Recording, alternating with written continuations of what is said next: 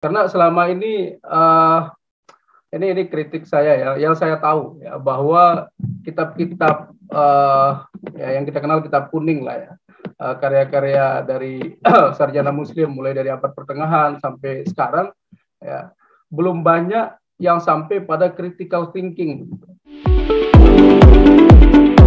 Selamat datang di New Perspective.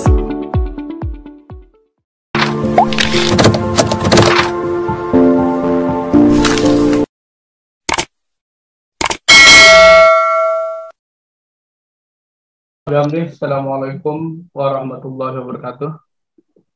Jelas suara saya? Jelas. Ya tadi sudah kita dengarkan seluruh pemaparan dari hampir sebagian pemateri ya.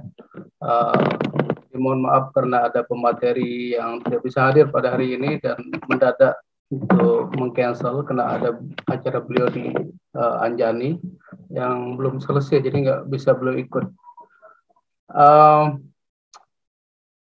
Alhamdulillah ICS menyelenggarakan bedah buku yang memang rutin kita lakukan sejak awal berdirinya, dan tadi saya kira secara keilmuan ya, secara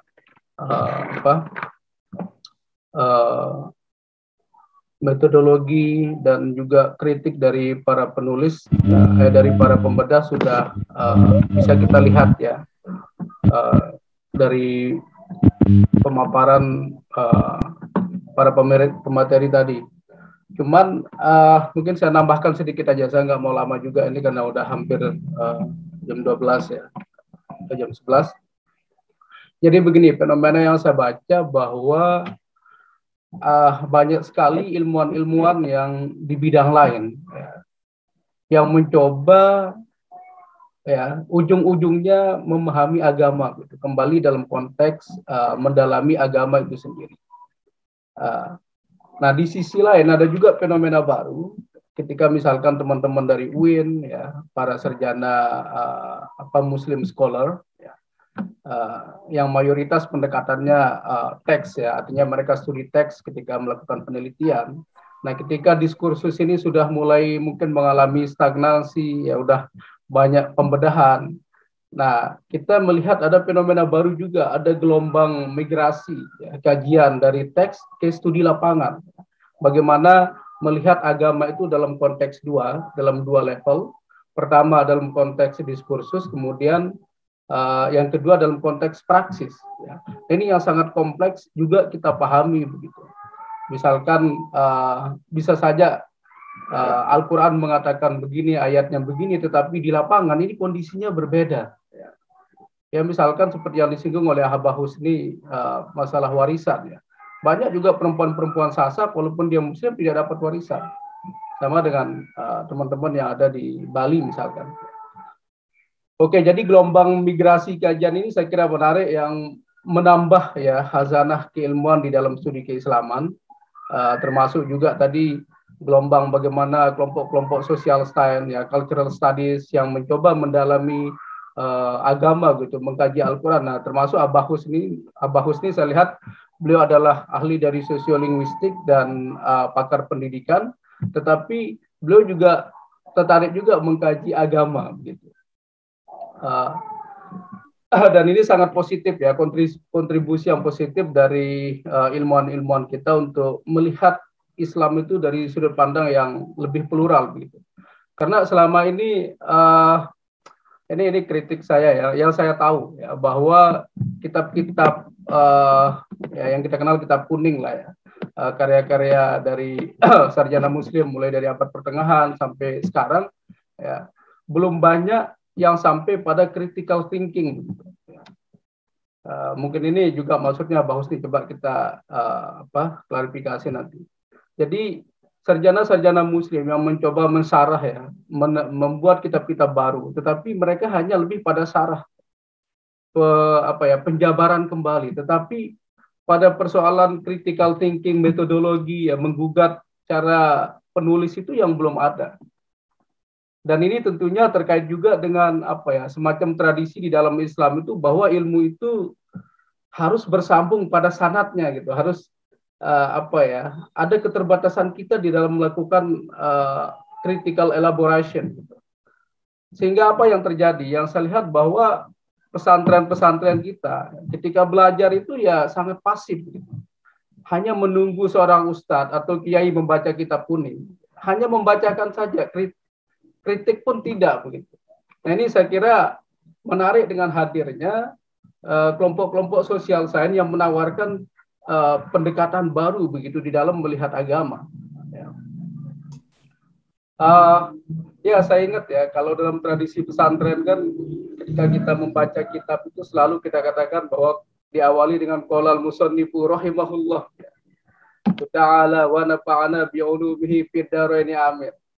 Artinya kan bahwa dari awal kita sudah membuat statement bahwa kita mendoakan beliau, tapi tidak, halo, kedengaran suaranya?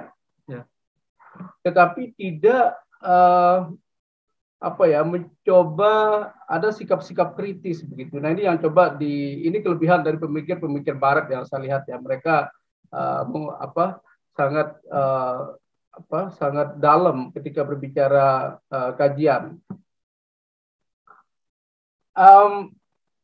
Sehingga apa? Nah, ini tadi Pak Asmuni juga, Dr. Asmuni tadi melahirkan pertanyaan yang cukup menggugah adrenalin keagamaan kita. Misalkan apakah Al-Quran itu bisa nggak turun dengan bahasa yang lain?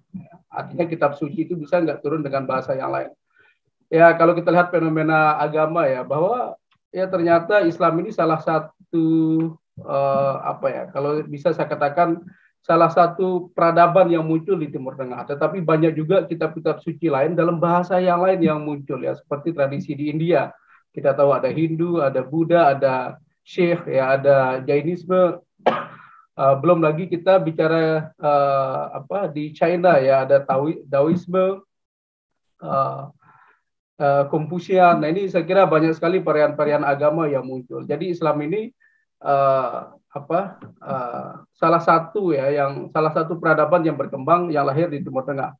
Cuman kalau saya mungkin agak lebih liar sedikit ini, mudah-mudahan teman-teman nggak salah paham juga. Ketika bicara Al-Quran itu kan selalu kita menganggap ini adalah teks suci ya. Tetapi pertanyaan kita, di mana letak kesucian Al-Quran ini? Apakah pada teksnya, tulisannya, atau pada pemaknaannya begitu? Ini saya kira pertanyaan-pertanyaan yang membutuhkan pendalaman yang serius ya.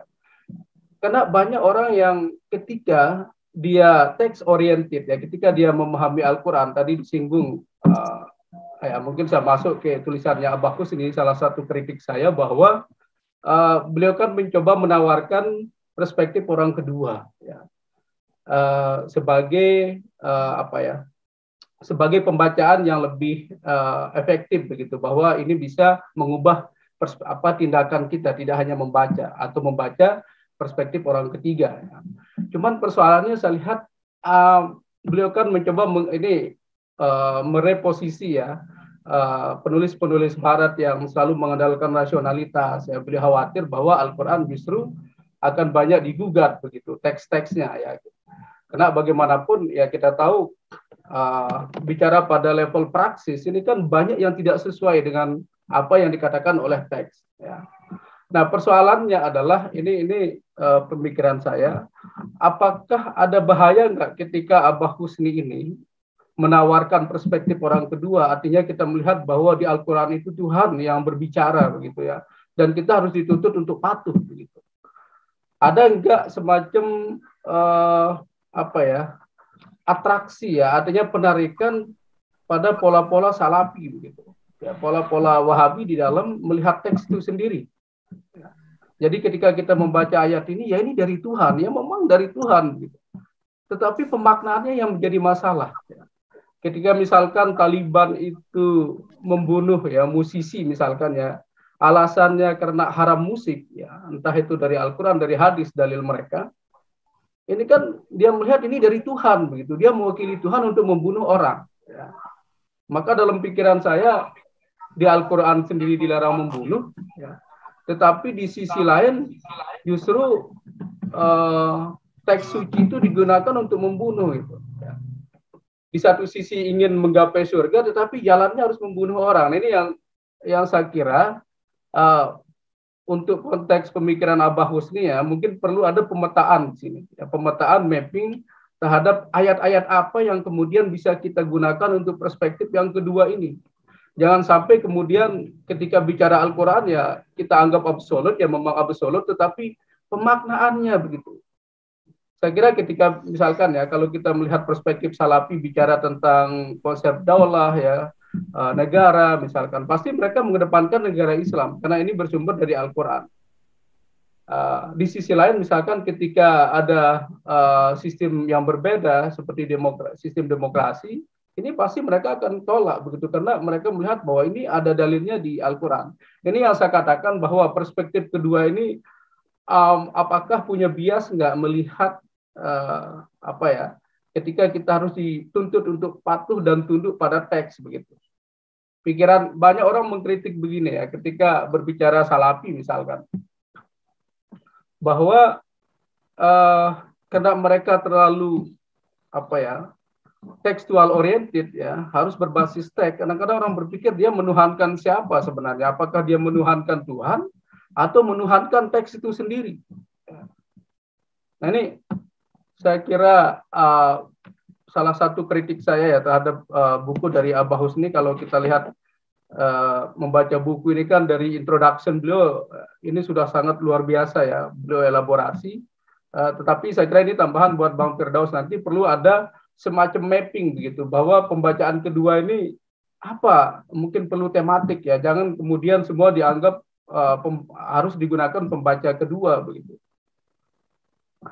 Yang terakhir mungkin ya karena ini sudah waktu agak terbatas, Islam mungkin perlu juga kita lihat dari unsur-unsur lain ya, termasuk unsur kultural di sini, aspek-aspek sosialnya. Nah ini saya kira teman-teman sosial sains bisa berbicara lebih banyak ya, karena yang saya lihat bahwa Islam sudah dianggap sebagai agama yang baru dan pendekatannya harus pada hal-hal yang sangat suci begitu. Tetapi unsur-unsur sosial, culturalnya ini yang saya kira masih kurang. Misalkan begini, nama-nama bulan ya di Muharram itu misalkan ya, kayak Rabiul Awal, Rabiul Akhir ya.